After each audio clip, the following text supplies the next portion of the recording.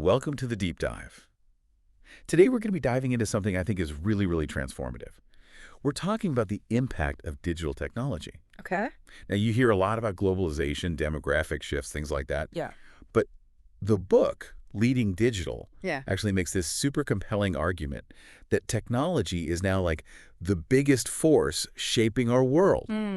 I mean, just think about it. Think about the immediate connections that you can forge with customers through social media. Yeah. Think about, the rise of remote work that's been totally powered by tech. Right. The potential of big data to forecast trends, and the speed at which businesses can pivot these days. It's incredible. So for anyone looking to make their mark in the business world, especially those of you starting your MBA journey, understanding what it means to have digital mastery, it's not optional. It's like fundamental. Right. Yeah. Yeah, and the authors of Leading Digital, Westerman, Bonnet, and McAfee, they really do drill down into what it takes to not just, dabble in digital, but to like truly excel. Yeah. And they introduce this idea of digital mastery as having like two core pillars, right? Okay. Your digital capabilities, which is all about, making those smart technology investments, like the what of technology. Okay. And then you got your leadership capabilities. And this is more about how effectively you can drive and manage digital change as an organization.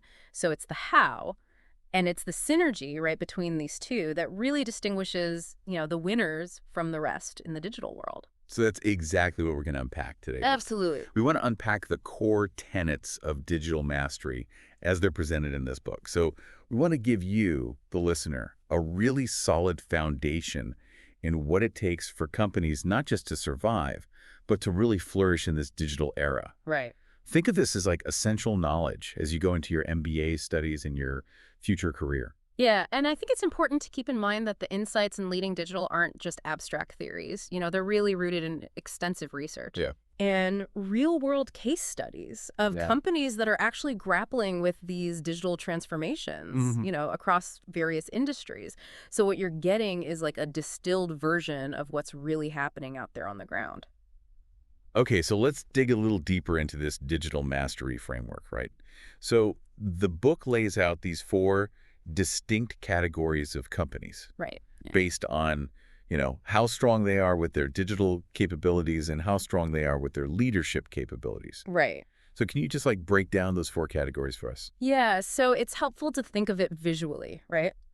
So imagine, if we're plotting these companies on a graph, right? Okay. And one axis, represents the strength of their digital capabilities, from low to high. Okay. And then the other axis represents the strength of their leadership capabilities. Got it. Also from low to high. Okay, so that gives us 4 quadrants. That gives you 4 quadrants. Right. Okay, so let's start in like the bottom left. What happens when a company is just like lagging in both digital investment and the leadership to drive change? Yeah, so you're talking about what the book calls the beginners. Yeah. And, they're typically characterized by underinvesting in technology and lacking that vision and that execution to leverage what little technology they might actually have. Yeah. So the result of that, and this is what the book highlights, is that these companies often find themselves trailing competitors in key areas like, how efficiently they generate revenue and their overall profitability. Okay. So they're just not really equipped to compete, effectively in a landscape that's increasingly becoming digital. Got it. So now what about the companies that are like throwing a ton of money at the latest tech, but they're not seeing those big returns that maybe they expected? Yeah, so you're talking about what the book calls the fashionistas, and they're strong, right, on those digital capabilities. Sorry. So they're early adopters. They're investing in, the newest shiny baubles, as the book kind of playfully puts it. Yeah. But they tend to stumble when it comes to the leadership side of things. Okay.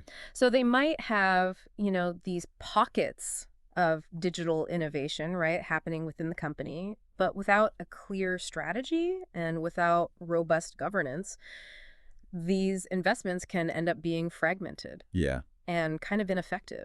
Yeah, I mean, think about, different departments all implementing incompatible software. Right. Or marketing campaigns that are running that aren't really aligned with each other. Exactly. Yeah. So they might see some revenue growth from all these initiatives. They might, yeah. But their profitability often suffers. Right. because of that lack of coordination. Lack of coordination. And that lack of strategic direction. Right.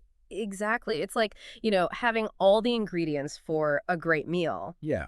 But no recipe to bring it all together. Yeah. Makes total sense. I mean, investing in tech just for the sake of investing in tech is not a strategy. Mm-hmm. Now, what about companies that have really strong leadership, a clear vision and really good management, but maybe they're a little bit hesitant when it comes to embracing the new digital technologies? Yeah, that's a great point. And that's what the book refers to as the conservatives, right? Okay. So they do have those strong leadership capabilities. Yeah. They got that well-defined vision. Okay. They got solid governance structures in place. Yeah. But they tend to be, more cautious, a little bit slower. Yeah. When it comes to adopting the newest digital technologies. Got it. So what happens is, and again, the book points this out, is that they might maintain decent profitability, right? Because their operations are pretty focused and efficient. Uh-huh. But they often miss out on some big opportunities to really boost revenue. Yeah. Through digital channels that they're just not fully embracing. It's like they're running a really tight ship, but the ship isn't equipped with the latest navigational tools or something. That's a great analogy, yeah. Okay. Mm. So that brings us to the top right. Right. The companies that are firing on all cylinders, who are the digital masters? The digital masters, right. So this is where it all comes together. Yeah. So they excel, right, in both digital and leadership capabilities. Okay. They make strategic tech investments, right, aligned with that clear vision. Yeah. And they have that leadership, right, that strong leadership to drive change and really maximize the value from those investments. Okay. And the results are actually pretty dramatic, The book's research shows that digital masters achieve, on average, 9% higher revenue generation efficiency. Wow. And a remarkable 26% higher profitability. That's huge. Compared to their industry counterparts. Yeah. So they've basically unlocked this significant competitive edge. I mean, those numbers really, really underscore why striving for digital mastery is just so critical, right? Absolutely. And, it's not just something that's relevant to tech companies in Silicon Valley. No. The book emphasizes that this applies across all sectors. Yeah. And I think figure 1.3 in leading digital is really helpful here. Okay. Because it provides this, this compelling snapshot of digital mastery across a whole range of industries. Okay. And I think it's really a crucial point to grasp that this isn't just, a game for the tech startups. Right. Even in those more traditional sectors like consumer packaged goods, pharmaceuticals, manufacturing, industries that you wouldn't necessarily associate with cutting edge digital transformation. Yeah. You'll find digital masters starting to emerge. So even in those industries where overall digital adoption might seem a little bit slower, the book stresses that the need to develop mastery is super urgent. Right. And the reason is, right, that the fact that you have at least one digital master in pretty much every industry means that there's this gap that's, starting to widen. Yeah. You can think of it almost like a technological arms race. Right. But with this strategic component. Yeah. And even though the journey to becoming a digital master is like a marathon, it's not a sprint, those that get that head start and build that momentum early on, right, they gain an advantage. Yeah. That is really, really difficult for others to catch up to. Makes sense. So even if you're in an industry that seems like it's, lagging behind on average, you can't afford to be complacent because, the leaders are already, they're pulling away. So for a company that, identifies itself as, let's say, a fashionista. Right. Or maybe they realize they're a conservative. Mm-hmm. What are some initial steps they can take to kind of start that journey toward becoming a digital master? Yeah. So the book offers some really practical advice, right? Okay. And they offer these different starting points based on the common challenges that each of those groups face. Uh-huh. And they actually have a really helpful figure for this. Okay. It's figure 1.5. Okay. And so for the fashionistas, right? Yeah. The ones who are rich in tech, but maybe a little bit poor in leadership. Uh-huh. That immediate focus needs to be on building those leadership capabilities. Okay. So what does that mean? Yeah. Well, it means crafting a clear digital vision. Okay. A unifying vision that resonates across the entire organization. Yeah. And it means, establishing those robust governance structures to bring coherence to these digital initiatives that are often all over the place. You know, it's like herding cats. So the book gives a couple of good examples. Okay. Talk about, Starbucks appointing a chief digital officer to really spearhead their digital strategy. Yeah. And Nike creating this unit called Nike Digital Sport. Okay. As a dedicated unit to drive all of their, online and connected fitness efforts. Yeah. And these are examples of companies that are really centralizing that vision and execution. So now what about those conservatives that already have that leadership strength? Yeah, so for the conservatives, right? Yeah. The recommendation is to leverage that existing leadership, that they already have, to strategically build up those digital capabilities. Okay. So they can start by, identifying areas where digital tools could enhance those strengths. Yeah. Maybe try out some pilot projects. Okay. Do some experiments. Yeah. And then the crucial step is to really rigorously evaluate those trials, and scale up the ones that are actually proving successful. Yeah. And they actually use Asian paints as an example in the book. Okay. They're known for continuously expanding their digital vision, building on their already, established market leadership. Yeah. So the book also talks about the key areas, right, where companies can actually develop these digital capabilities. Right. So what are like the main areas of focus?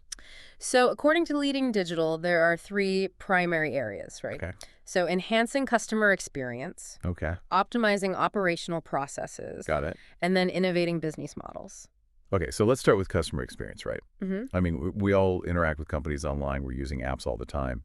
But it sounds like true digital mastery in this area, like, goes way deeper than that. Yeah, it absolutely does. Okay. It's not just about, having a website or a mobile app. Yeah. It's about fundamentally changing how a company interacts with and understands its customers across every single touch point. Oh, well.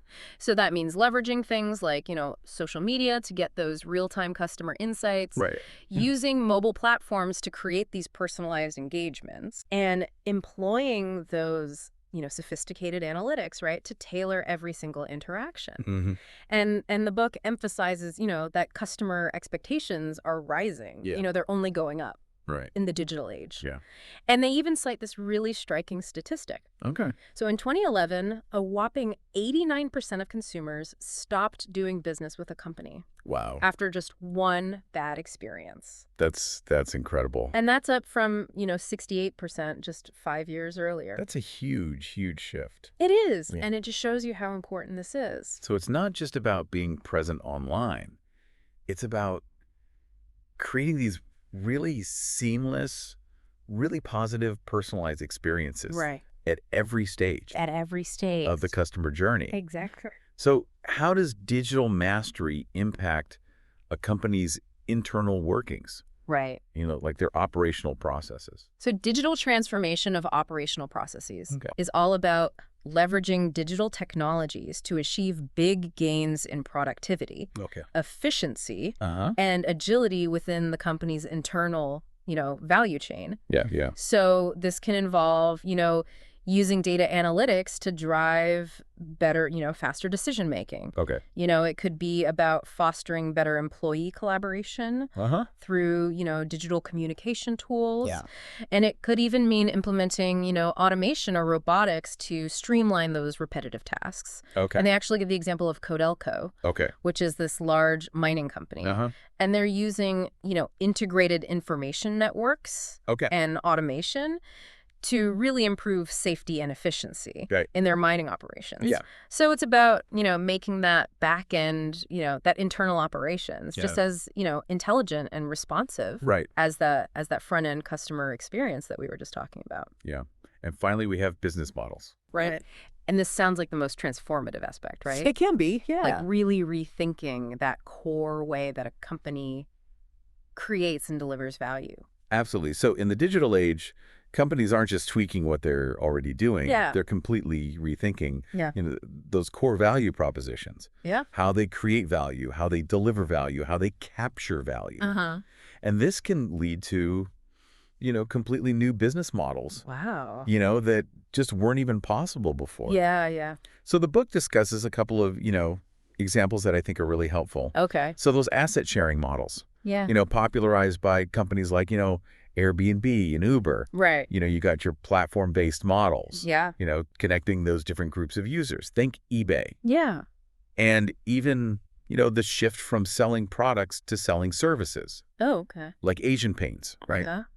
They started offering home painting services. Oh, instead of just selling paint. Oh, okay. So it's really about leveraging the power of digital technology to just completely reimagine the essence of the business. So we've covered the what, right? Yeah. The digital capabilities. Yeah. So let's talk about the how. Okay. Those leadership capabilities that make all the difference. Right. So the book outlines like 4 key elements here. What are those? So the 4 essential leadership capabilities that the book identifies are crafting a shared transformative vision. Okay. Establishing strong governance mechanisms. Okay. Fostering deep employee engagement. Got it. And then cultivating that solid technology leadership. Okay, let's start with the shared transformative vision. It sounds like it's about making sure that everybody is on the same page, looking towards the future. It really is, yeah. Okay. Successful digital transformation starts with having that compelling vision of the future, right? Yeah. And it needs to be championed by, the top leaders and clearly communicated throughout the organization. Okay.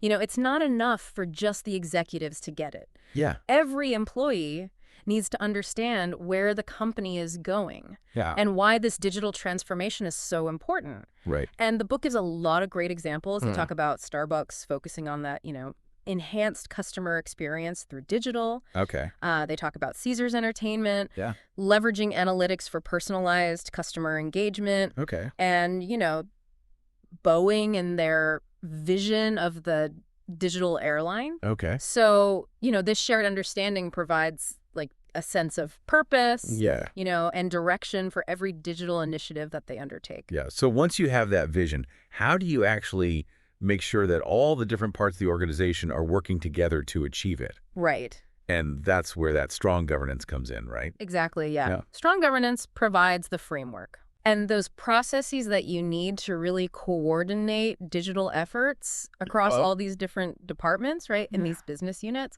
So it's about managing those risks effectively and making sure that, all those different digital initiatives are aligned and working toward, those same goals. Yeah. And this often involves, establishing these, cross-functional committees, appointing key leadership roles, chief digital officers with that broad oversight.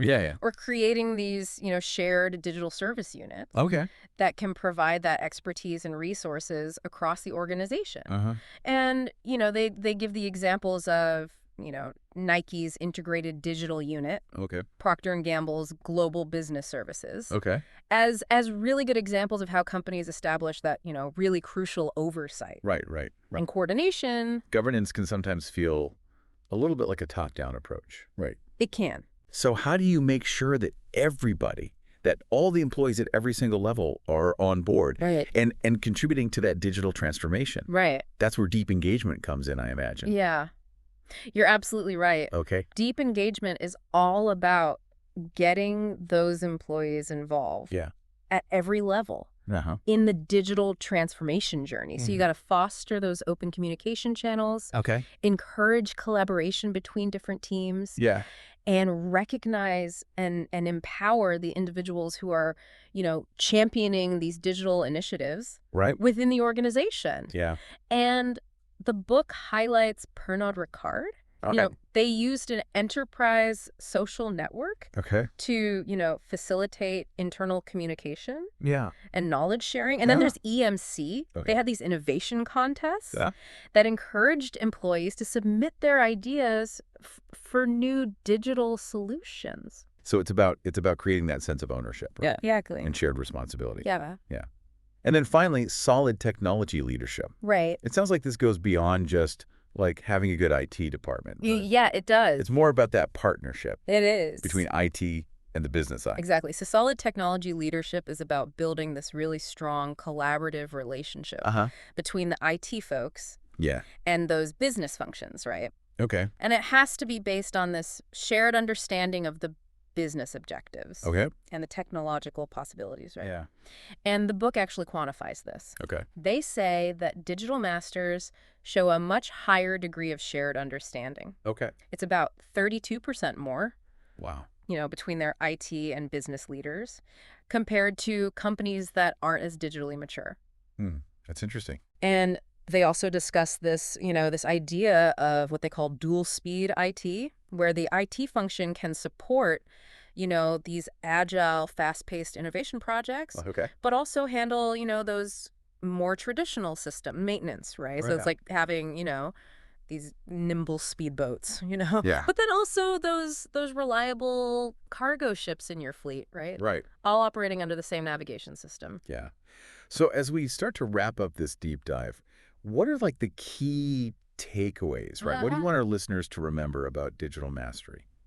Yeah, I think the core message, right, is Yeah. that digital mastery is not just about the technology. Yeah. It's about the strategic integration Okay. of those capabilities, those Mhm. digital capabilities, right? Uh-huh. Making those smart investments in technology with those leadership capabilities. Yeah. That ability to drive and manage change within an organization. So we've explored these different categories of companies, right? Yeah. Based on those two dimensions. And we saw those, those clear competitive advantages that those digital masters have, Yeah. in terms of revenue and profitability. And we also looked at those three fundamental areas Sure. where those digital capabilities are built. So customer experience, operational processes, and those business models. Yeah, we saw how, strong leadership is so important. That shared vision, that effective governance, the employee engagement, Right. and that really collaborative partnership between the tech side and the business side. Right.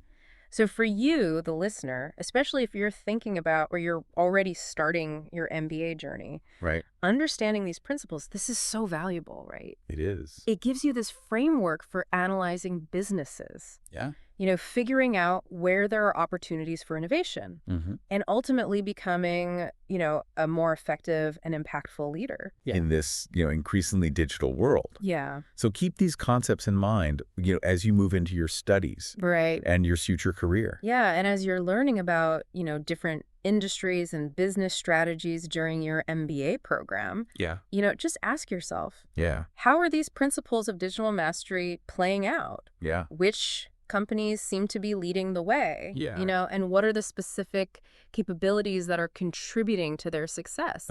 Where are those potential blind spots? Right. Where are the opportunities for other companies to improve? Yeah. And just having that lens of digital mastery will give you a really powerful perspective. And finally, let's leave you with like a question to ponder. Okay.